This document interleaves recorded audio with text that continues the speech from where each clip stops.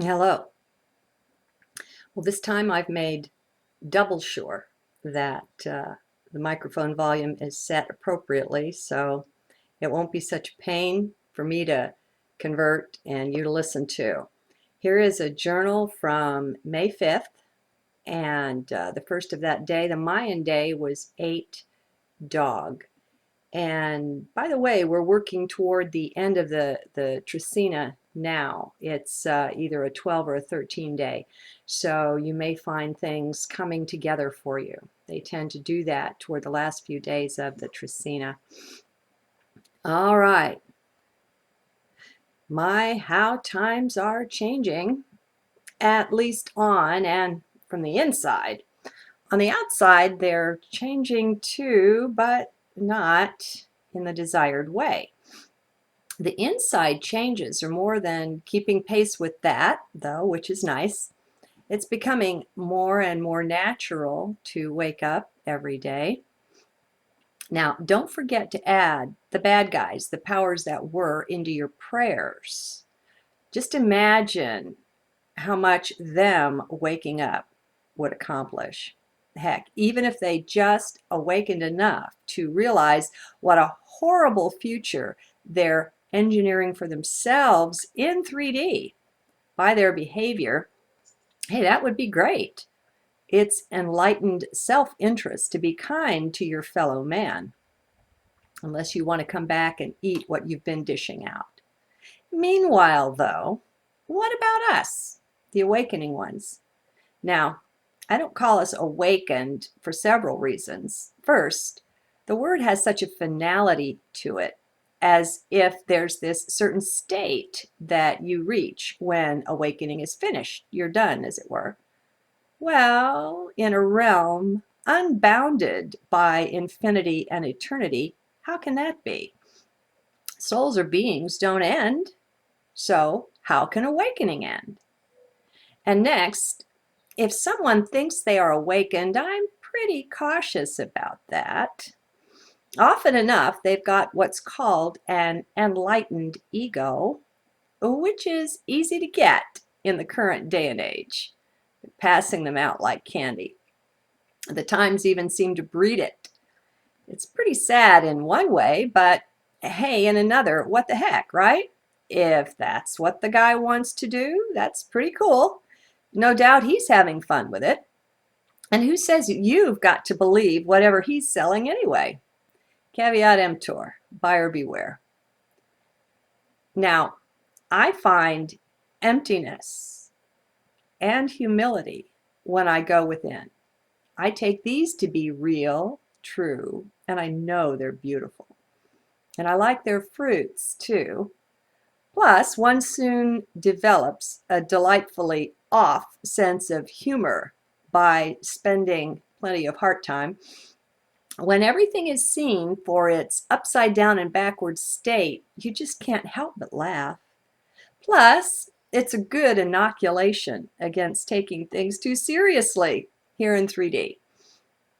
It's in our interest in the, oh no, it is our interest in the everyday sort of 3D things, including our thoughts around those things, that keeps us blind and bound. We do it to ourselves, and that's pretty funny. In a way, once we get over being angry at God, that is, it's a bit of a bummer to wake up to the fact that there's no rescue squad coming to save the day. And furthermore, if there is one, you are it. Yeah, save yourself, says Source. It's not pleasant hearing the first time around. Now, why would that be, do you suppose? Why don't we want to hear the message that we ourselves are really these great, powerful, divine beings? Could it be the programming that's installed in everyone's subconscious hard drive mind? That's where things point. We've been programmed to be passive and rather dumb. Oh, and afraid, of course. Can't forget that one. It's been inserted deeply Plus, we've been trained to look up to others, to the experts. And the experts at saving are called saviors, right? Interesting that. If we step back far enough and have a good look at it, we can see how all of this is to their advantage, the powers that were, and certainly not to ours. As soon as one special date passes, well, they'll come up with another one farther out into the future, for which, once again, we're told to wait, oh, and be passive. And then, while waiting, we're not really focused on now very much. Have you noticed? Just look at the folks currently looking out to December 21st. There are quite a lot of them, and if they find anything wrong in the meanwhile, chances are they'll just ignore it, knowing that rescue and the fixing of everything is just up ahead. Now, the supposed rescue is said to fix everything. Yeah, that rescue that somehow never comes. How many end of the world prophecies have there been, I wonder? Quite a few. They just keep coming. Could be a pattern, methinks. So, what is it in our now that is so dangerous to the powers that were that they work desperately to keep us out of it? Is there some hidden power to be found in our now? You bet there is. It's not the easiest thing to find, what with the many ways we've been programmed, but it's still there, nonetheless. To really be in the now, in the present, one must vacate the head. Are you aware of that? It's no wonder that the meditators who stay in the head have a tough time getting the mind to shut up, and likely it never will. They don't know they're in the wrong place for what they're trying to accomplish. Let us hope they find their way into heart soon, or even the right brain. That would help. If you want to be more in the right brain, start using your left hand more. There's even a little workbook called Brain Gym, GYM, that gives simple exercises for balancing things out in the neurology in the brain. It's balance we're after, not an equal imbalance from one pole to the other. For me, though, heart works best. Some say it's also wise or useful to center in the gut, the solar plexus area. But I can't speak to that, not having experience with it. So the point is to get out of the left brain or left brain dominance over your life. To do it immediately changes the feel of your awareness, of your reality even. It's just a sense that things have changed. Sometimes you'll even feel sort of high, stuff that's hard to explain. When you find yourself centered in now and in heart, there's such an all-pervading peace that it's amazing. It's a really good feeling. Lots of them, not only that one. There's an unutterable contentment there too. It's worth looking into for sure. Now, this being available to everyone, why is it that so few have made their way in? Well, first, maybe there are more of us than we know. It's not like you find an understanding crowd around you to share such things with. I expect many have held their peace to have a more comfortable go of things. We're probably more numerous than we now know. The other thing that strikes me about why more people don't go for this is that it's a bit of a serious shock. When you discover that the whole reality you've lived in has been structured by you and that it's not real, well, that can be pretty hard to take. So let's cut everyone some slack. Plus, it's not like there's much of a support structure around for awakening souls. If they don't have a computer and internet, they're really stuck. So, folks, a big part of the powers that were strategy is to get us focused and concentrating on the dark side of life, on problems, riots, starvation, wars, GMO, the end is coming, and all the rest of it. The sheeple and the sleeple too don't know that this is how that stuff is maintained. By our thought feeding into it, such things only grow. So they've got us thinking we're working on it to come up with solutions while we don't realize that we're feeding the beast. Pretty slick, huh? They think so. Yeah, we've got to give them their due in the mental realm anyway. The powers that were are pretty darn smart. At the top, no doubt, they aren't bothered by the 97% inactivation of their DNA. They have full use of the brain. We're on an uneven playing field for sure, but only when it comes to the mind. These guys may be well developed mentally, but in the spiritual realm, they're infants.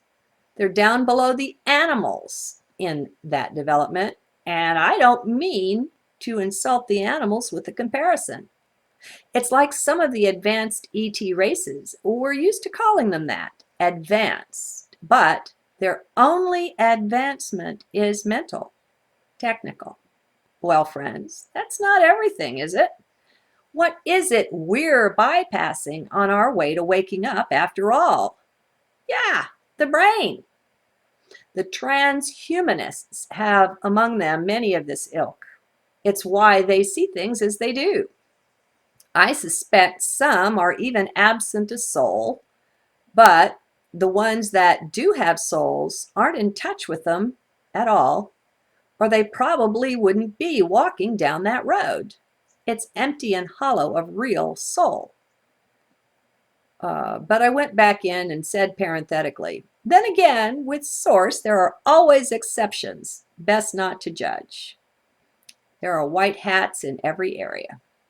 Now, sure, they use the excuse, and this is also a very typical powers that were strategy, that the initial technology is being developed for those in terrible need. Lost their arms, their legs, their ability to speak, and the like, the severe epileptic, and others like that.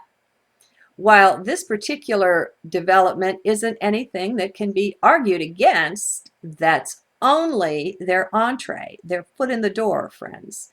It was never their final goal, not from the start. Call it bait and switch. Things are done this way. Remember the Patriot Act? To get us past our initial revulsion for something, such as handing over our freedoms and our privacy, they create a terrible need for security, or present to us our physically disabled ones and how their solutions to things will make the world such a better place to be in. Yeah, right. When, oh, when will we wake up to this manipulation from the first and not in hindsight? And more of us are, of course, but we seem like such a small chorus and not very well funded either, unlike those with the megabucks pushing the transhumanist biotechnology on which they plan to generate more multiplication of megabucks. What a mess. To see the way we fall for this lying scenario. And I ask you, even if we would agree to allow the humane use of the biotechnology for those in need, do you really think we could stop them in other areas of advancement? Once such a genie is out of the bottle, we've got hell to pay, as they say. So, where from here? Now, I'm looking to you as much as to anyone else. As things among the awakening crowd develop, We will find common causes around which to gather in numbers. And in the end, our numbers must be marshaled. They are required to push back the long and well-armed, well-heeled arm of the powers that were in their push to total control of humanity. Don't think for a moment they have some other goal.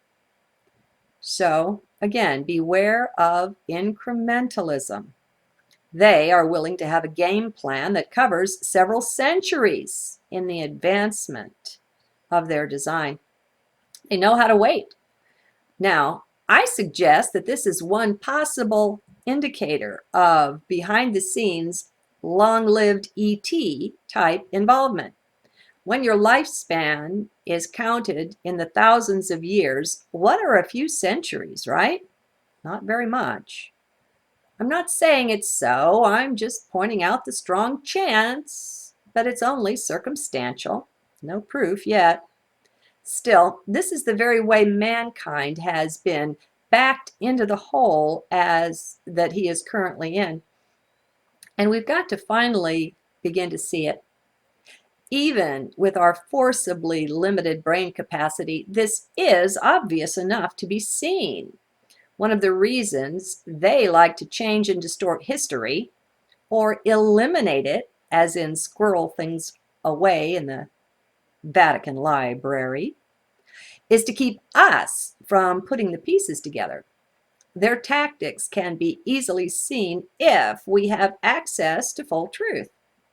Truth is their enemy, my friends, so let's worship it. Let's elevate it. Now, that's tongue-in-cheek, but you get what I mean.